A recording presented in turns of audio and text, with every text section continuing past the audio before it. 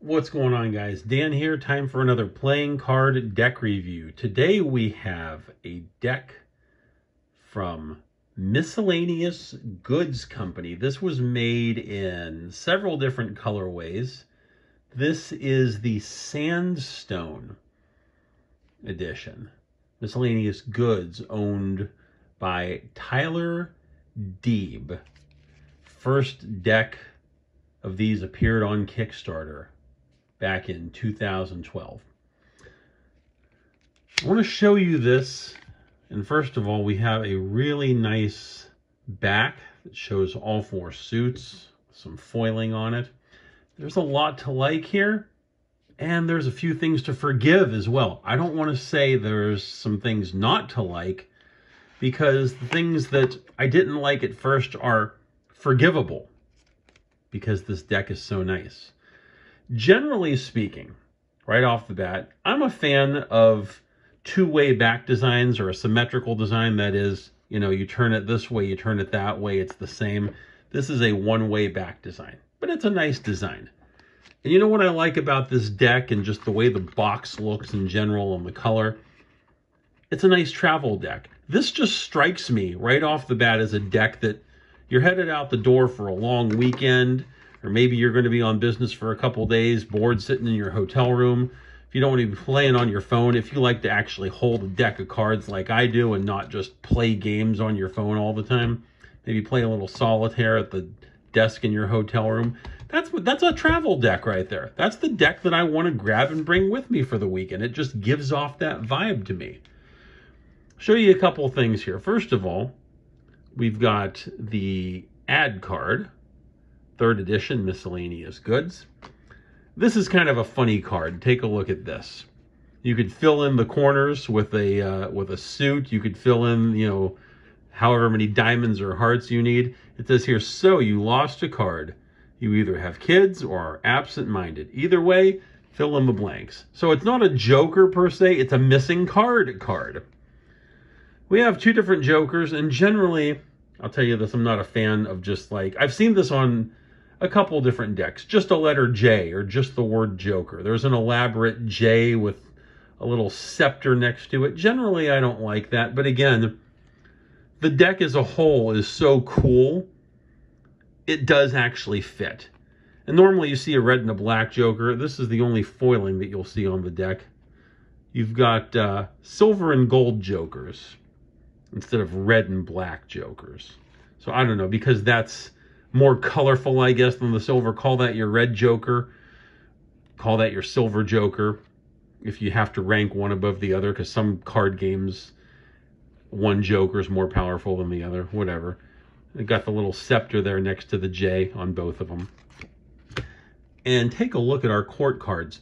Really interesting. It's that single line design, kind of like the Fox targets. It's not filled in or anything like that. And it's one of those things, again, that on first glance, it's like, I don't really care for them. And then the more you look, the more you just pick up some cool design elements. Like you got the 3 crossed arrows there, and your King of Clubs is an archer.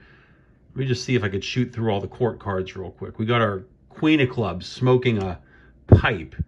Got our Jack of Clubs. It looks like there's a little tap and a barrel behind him, and he's holding a glass of ale. He looks like maybe he's had a few already. Got our Queen of Spades there. Looks like she's holding maybe a vial with a cork in it. It's got a little letter X on the vial, so who knows what that is. Got a sword stuck in her belt there. Got the Jack of Diamonds with the axe. We got the Jack of Hearts. He's holding a book open maybe, and he's got a wand. I don't know. Does this imply he's a magician? I don't know. You could. That's the interesting thing about the artwork aspect of these decks, is a lot of the artists make these court card designs open to a wide array of interpretation. King of Spades with the sword, King of Hearts with the scepter there. We've got the Queen of Hearts holding, I have no idea what, in her hand there. We've got a Jack of Spades, and It looks like he's got hit by the archer. He's got the little teardrop there, and he's got an arrow stuck in him. We've got the quote-unquote Suicide King, the King of Diamonds there.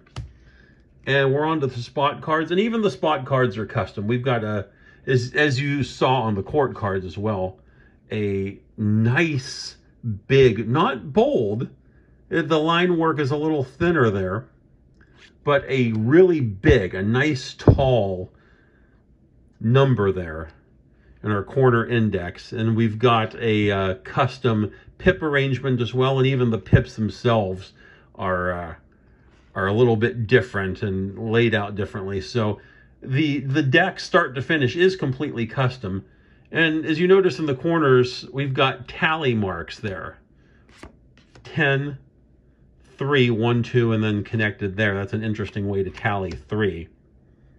You know, weren't in school, weren't you taught to go 1, 2, 3, 4, and then a slash is 5 for the line through it? But these are re-imaged. There's your standard 5 tally. There's a 6 tally, 7, 4, which they tallied 1, 2, and then a 3 on the other side, and then the 4 across. And to conclude, and there's a 2. To conclude, we also have some aces, and the aces are tallied with just an X in the corner.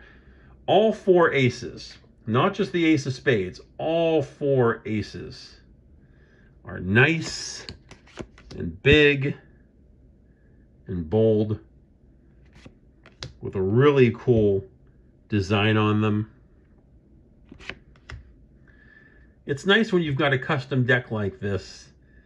And I've seen where people say, oh, this is a custom deck, and you get basically a custom ace of spades and a custom joker, and the rest of the deck is standard. This deck, every single card, start to finish, spot cards, court cards, aces, joker, even the extra card and the ad card that were included, everything is custom on this from start to finish. And that's why the things that I didn't like about it at first are forgivable. And that's why I said at the outset, I didn't say that there's some things I like and there's some things I don't. I said there's some things that I like and there's some things to forgive. And that's the crux of this deck, Miscellaneous Goods, and why overall this deck has grown on me and I really like it. And it's now my go-to deck to grab when I'm headed out the door for a weekend or I've got a flight to catch. Miscellaneous Goods. Really fun deck. It's been Dan with another playing card deck review.